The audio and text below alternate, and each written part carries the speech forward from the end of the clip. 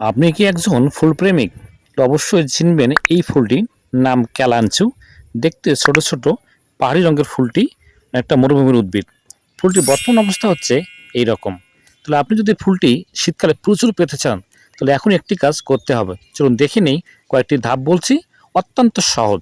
প্রথমত এরকম ডালগুলি অবশ্যই আপনি এখন কেটে দিবেন বা ভেঙে দিবেন, তাহলেই এই গাছটি আগামীতে প্রচুর ফুল দেবে।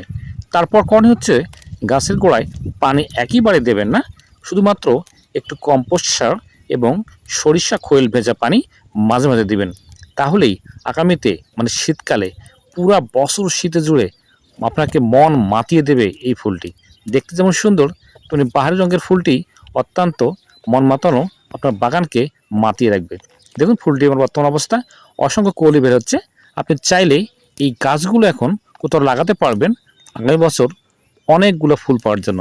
ধন্যবাদ, সবাই ভালো থাকবেন। ভিডিও ভালো অবশ্যই বেশি বেশি শেয়ার করে অনেক দেখার জন্য ছড়িয়ে দিবেন। আল্লাহ হাফেজ, পাশে থাকবেন।